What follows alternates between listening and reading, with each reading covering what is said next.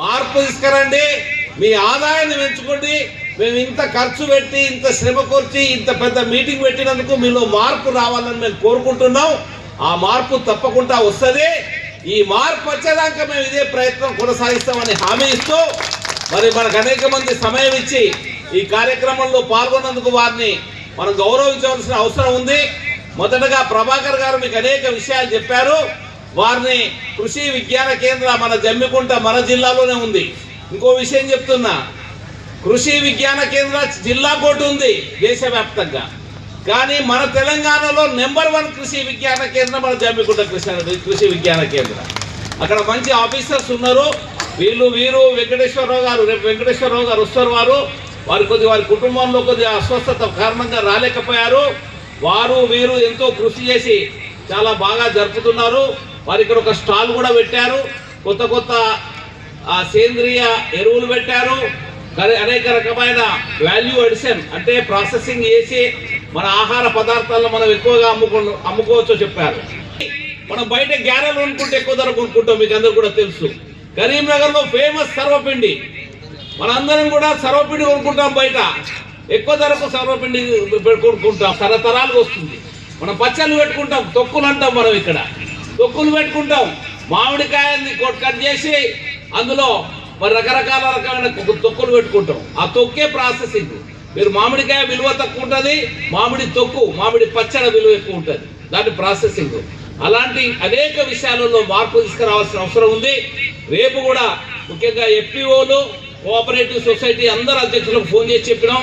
వాళ్ళకి లెటర్లు కూడా పంపించారు, కానీ ఇతర అధ్యక్షులు ఊడిపోయారు పాపం. మేము లెటర్ పంపించిన తెల్లారి మర్నాడే అధ్యక్షులందరూ తీసేసిండు రేవంత్ రెడ్డి. ఎఫ్పిఓలు మన జిల్లాలో ఉండే ఎఫ్పిఓలు అందరూ కూడా రేపు వస్తున్నాం. ఈ జగపతిరావు గారు కానీ నిన్న దత్తాత్రేయ గారు కానీ ఏ వక్త మాట్లాడినా ఎఫ్పిఓ అంటాడు.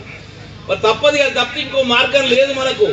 మన ఎకరా రైతు 2 ఎకరాల రైతు డైరెక్ట్గా బార్గెన్ చేసుకోలేడు పెద్ద కంపెనీలతో. అందుకని ఎకరా రైతు 2 ఎకరాల రైతు ఇక్కడ ఎఫ్పిఓ అధ్యక్షులు ఉన్నారు. పురుషోత్తం రెడ్డి గారు ఉన్నారు, శంకరయ్య గారు ఉన్నారు, వేణుగోపాలరావు గారు ఉన్నారు, ఇంకెవరన్నారా? రేపు అందరు వస్తారు. గురించి కూడా చెప్పారు. రాజయ్య యాదవ్ గారు చెప్పారు, మల్లేశం యాదవ్ గారు చెప్పారు. వాళ్ళ డైరెక్టర్లు అందరూ కూడా వచ్చారు. వారు కూడా మనకు సహకరించారు. గొర్రెలు పెంచండి, ముఖ్యంగా గొర్రెలు పెంచడం లాభాలు ఉన్నాయి. లక్షాదిగా మీరు భూములు కొంటారు, ఆ భూములలో మళ్ళా వరేయకండి దయచేసి. మీరు భూములలో వరేయకుండా గడ్డి పెంచండి, అంతే మీకు ఎక్కువ లాభం ఉంటుంది. గడ్డి పెంచే లాభం ఉంటుంది. గడ్డి తీసేయాలనుకుంటాం మనం పొలంలోకి వెళ్ళి, కానీ మీరు గడ్డి పెంచండి అని చెప్తున్నాం. అలాగే జలపతిరావు గారు చాలా చక్కటి సూచన ఇచ్చారు. మామిడి తోటలు కానీ ఇతర తోటలలో మీరు కనుక కాంట్రాక్ట్ తీసుకుంటే, రైతులతో మాట్లాడుకుని లీజ్గా తీసుకుంటే, కౌలు తీసుకుంటే మీకు అధికంగా లాభాలు వచ్చే అవకాశం ఉంది. ఇలాంటి చాలా ఫలప్రదమైంది. ఒక రకంగా చెప్పాలంటే చాలా మంచి విషయాలు మాట్లాడారు. నిన్న కూడా చాలా రిలవెంట్గా, రాజకీయాలకు అతీతంగా నిన్న ప్రతి వక్త మాట్లాడాడు.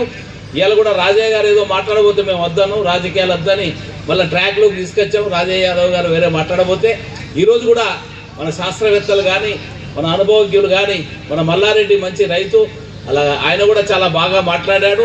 రేపు ఏదైతే బాగా పంటలు పండించే రైతులు, కోఆపరేటివ్ సొసైటీసు, అలాగే ఎఫ్పిఓలతో రేపు కార్యక్రమం ఉంటుంది. మరి మీరందరూ కూడా మీ ఊళ్ళకి వెళ్ళి మరి అనేక కొత్త విషయాలు మీరు చూసుంటారు. ఈ విషయాలన్నీ కూడా వాళ్ళకి తెలియపరిచే ప్రయత్నం చేయండి.